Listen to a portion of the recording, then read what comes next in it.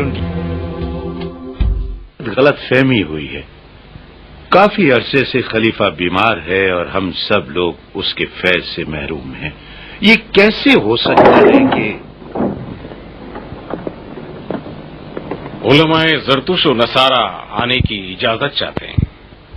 علماء نصارہ اور زرتوش؟ ان سے کہو آ جائیں.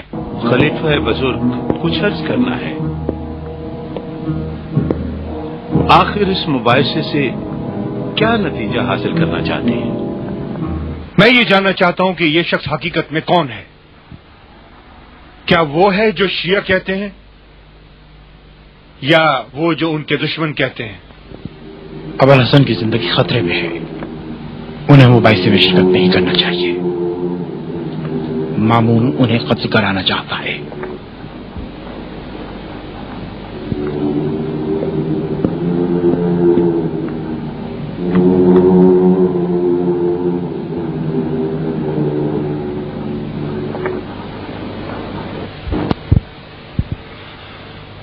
پوچھو، سوال کرو، ہم منتظر ہیں. میں ان سے کیا بات کروں جو ایسی کتاب سے دلیل لائیں گے جس کا میں منکر ہوں، اور اس پیغمبر کا حوالہ دیں گے جس کو میں نہیں مانتا. اے بزرگ نصرانی، اگر میں دلیل و حجت انجیل سے لے آؤں تو کیا تمہارے لیے کافی ہوگی؟ انکار کر سکتا ہوں. بس کچھ صبر کر لو تاکہ کسی مناسب وقت پر ہم ایک دوسرے کے دلائل سن لیں. میں پوچھوں یا تم سوال کرو گے؟ میں سوال کروں گا. آپ نبوت محمد کو کیسے ثابت کریں گے؟ اے عالم یہود، حضرت موسیٰ ابن عمران، حضرت عیسیٰ ابن مریم، حضرت داؤد پیغمبر کہ ان پر اللہ کا سلام ہو، انہوں نے آپ کی نبوت کی خبر دی تھی. موسیٰ ابن عمران کے قول کو ثابت کریں. کیا یہ مانتے ہو کہ موسیٰ علیہ السلام نے بنی اسرائیل کو خبر دی تھی اور فرمایا تھا کہ تم میں سے ایک پیغمبر آئے گا، اس کی تصدیق اور تائید کرنا؟ اور اگر یعقوب و اسماعیل کی رشتہ داری اور ان دونوں کا ابراہیم سے ربط جانو تو کیا مانو گے کہ بنی اسرائیل حضرت اسماعیل کے علاوہ نسل نہیں رکھتے تھے؟ ہاں. کیا تمہارے نزدیک یہ دلیل صحیح نہیں ہے؟ کیوں نہیں، صحیح ہے، لیکن چاہتا ہوں کہ اسے توریت سے ثابت کریں. کیا اس سے انکار کرتے ہو کہ توریت میں ہے کہ نور کوہ طور سینا سے آئے گا، کوہ سائر سے ابھرے گا اور کوہ فاران سے ہم پر ظاہر ہوگا؟ ان مطالب سے تو آشنا ہے، لیکن ان کی تفسیر نہیں جانتے ہیں. تم تو زیادہ عالم لگتے ہو. کیسے نہیں جانتے ہو؟ وہ نور جو طور سینا سے آئے گا، اس سے مراد وہ وحی ہے جو اللہ نے حضرت موسیٰ پر کوہ طور میں نازل کی. اور یہ جملہ کہ کوہ سائر سے درخشاں ہوگا سے مراد حضرت عیسیٰ ابن مریم. اور یہ جملہ کہ کوہ فاران سے ظاہر ہوگا وہ پہاڑ ہے جو مکہ سے ایک دن کی مسافت کے فاصلے پر ہے. یہ وہ پیغمبر ہے جو تمہارے اور تمہارے ساتھیوں کے بقول دو سواروں کو دیکھتے ہیں جو زمین پر درخشاں ہے. ان میں سے ایک گدھے پر سوار ہے اور دوسرا شتر پر. جانتے ہو وہ سوار کون ہے؟ نہیں جانتا.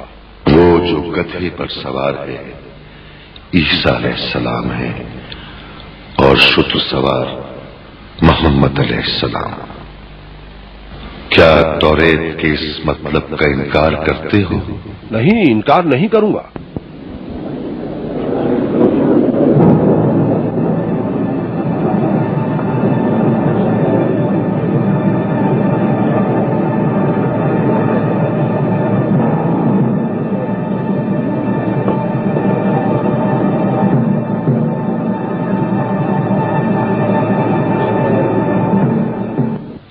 عیسیٰ علیہ السلام کی نبوت اور ان کی کتاب کے بارے میں کیا عقیدہ ہے؟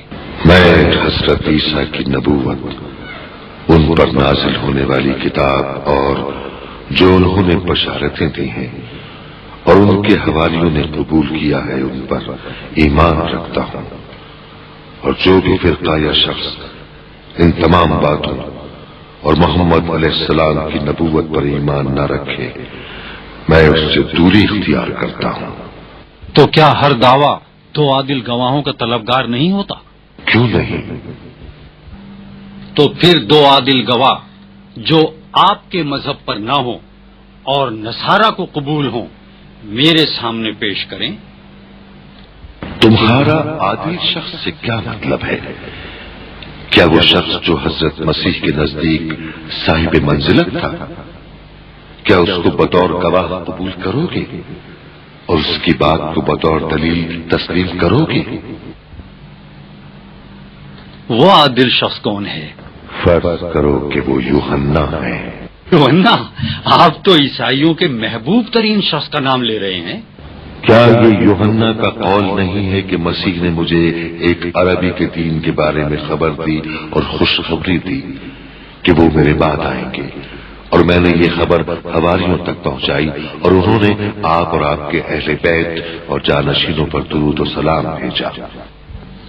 ہاں، یوحنا نے بقول حضرت مسیح ایک آدمی کی نبوت کے بارے میں خبر دی تھی، اور آپ کے اہل بیت کے بارے میں بھی بشارت دی تھی۔ تو پھر اور کیا چاہتے ہو؟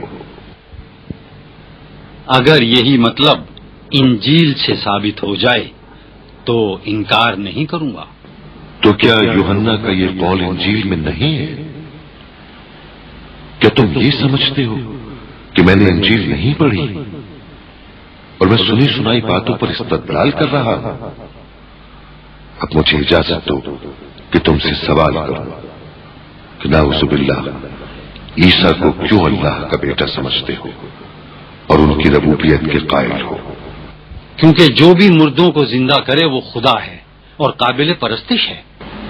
یوسف نے بھی یہ کام کیے ہیں، مردوں کو زندہ کیا ہے، پانی پر چلے ہیں، نابیناؤں اور بہروں کا علاج کیا، لیکن ان کی امت نے نہ تو ان کو خدا کہا اور نہ اللہ کا بیٹا۔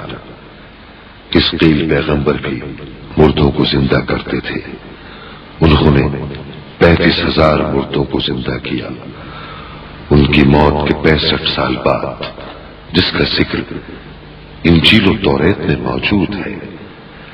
اگر حضرت عیسیٰ کو اسی وجہ سے خدا کا بیٹا کہتے ہو تو یوسف اور حزقیل کو بھی خدا کا بیٹا کہو۔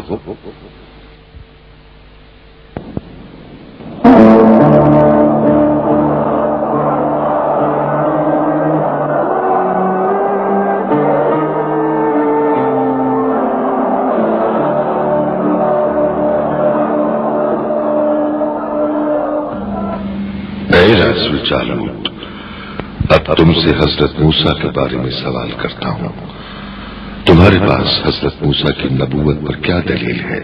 وہ ایسے معجزات لائے جو ان سے پہلے کے انبیاء نہیں لائے تھے۔ یہ کہنا کہ موسیٰ اپنی حقانیت کی دلیل میں ایسے معجزے لائے تھے جو پہلے انبیاء نہ لائے تو درست ہے، البتہ یہ کہ کوئی اور نبوت کا دعویٰ کرے اور ایسے کام انجام دے جن پر دوسرے لوگ قادر نہ ہوں تو ان کی تائید سب پر واجب نہیں، بشرطے کہ وہ حضرت موسیٰ کی طرح کے معجزے لائے۔ تو پھر حضرت موسیٰ سے پہلے جن انبیاء پر ایمان رکھتے ہو جبکہ انہوں نے نہ تو مردوں کو زندہ کیا، نہ دریا شگاف کیا، نہ پتھر سے 12 چشمے جاری کیے، نہ عصا کو سانپ میں تبدیل کیا، اور نہ حضرت موسیٰ کی طرح بیت بیضا رکھتے تھے۔ دراصل جو نبی بھی معجزہ رکھتا ہو کوئی سا بھی، اس کی اطاعت واجب ہے۔ تو پھر حضرت عیسیٰ پر ایمان کیوں نہیں رکھتے؟ وہ بھی معجزے رکھتے تھے مگر ہم نے نہیں دیکھا۔ تو کیا حضرت موسیٰ کے معجزات دیکھے ہیں؟ کیا ان کے معجزات کے بارے میں روایات قابل اطمینان ذرائع سے تم تک نہیں پہنچی ہیں؟ پہنچی۔ حضرت عیسیٰ ابن مریم کے